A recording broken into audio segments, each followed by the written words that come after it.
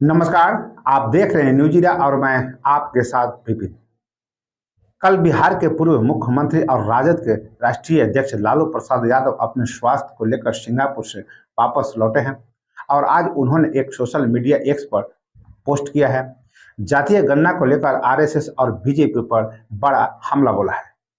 इस पर केंद्रीय मंत्री नित्यानंद राय ने मंगलवार को पलटवार किया है और उन्होंने कहा कि अगर कोई आरक्षण के खिलाफ है तो वह कांग्रेस और आरजेडी है। तेजस्वी यादव और कांग्रेस सिर्फ दिखावा और नाटक कर रहे हैं। नित्यानंद राय ने आगे कहा कि लालू प्रसाद यादव और उनके बेटे तेजस्वी यादव से कहना चाहता हूं कि जब लोकसभा में आरक्षण पर चर्चा हो रही थी और मंडल कमीशन ने अपनी रिपोर्ट पेश की थी, तब तत्कालीन कांग्रेस के नेता राजीव गांधी ने पिछड़े वर्गों के आरक्षण का विरोध किया था। आरजेडी और कांग्रेस आरक्षण के खिलाफ है। बीजेपी ने जनसंघ के जमाने से आरक्षण नीति को स्वीकार किया है।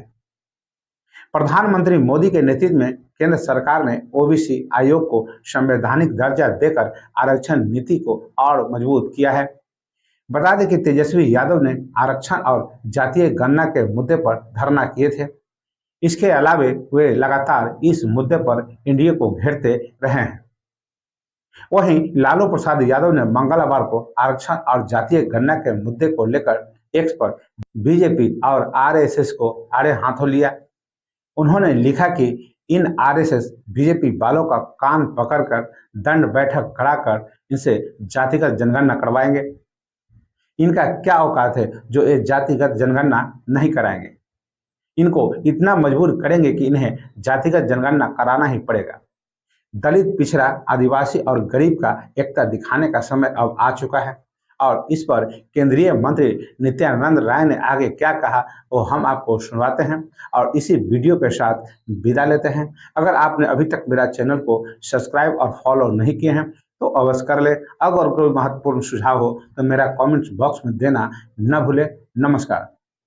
बीजेपी और आरएसएस वाले लोगों को कान पकड़ के देश भर में जाति आधारित गणना करवाएंगे, इतना मजबूर कर देंगे कि उन्हें करवाना ही पड़ेगा। देखिए, वो लोग जिस बात की बात कर रहे हैं कि हम आरक्षण, बीजेपी आरक्षण के विरोधी है, मैं कहना चाह रहा हूं लालू जी से और उनके पुत्र तेजस्वी जी से कि आप यह बताइए कि जब लोकसभा में आरक्षण पे चर्चा हो रही थी और मंडल कमीशन ने अपना रिपोर्ट जब सबमिट कर दिया था तो उस समय कांग्रेस के तत्कालीन नेता राजीव गांधी जी पानी पी पी कर पिछड़ों के आरक्षण का विरोध कर रहे थे।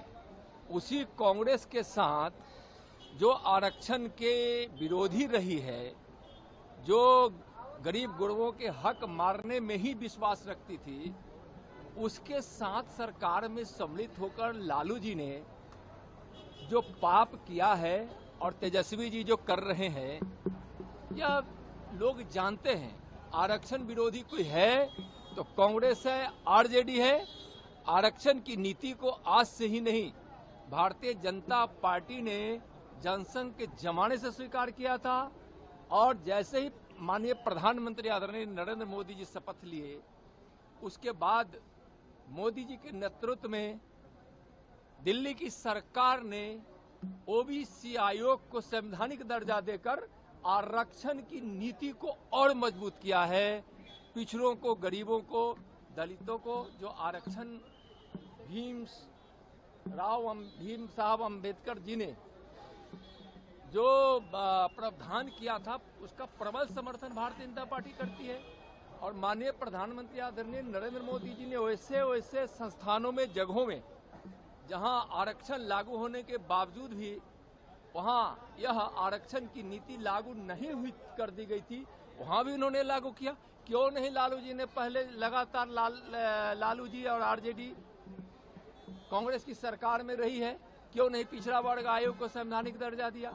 क्यों कांग्रेस के उस ऐसी पार्टी जो लगातार आरक्षण के विरोध करती रही है, उसके साथ गठबंधन की सरकार करती रही? आरजेडी, लालू जी, तेजस्वी, कांग्रेस पिछड़ों के आरक्षण के घोर विरोधी है, नाटक करते हैं, दिखावा करते हैं। वो लोग गरीब विरोधी हैं।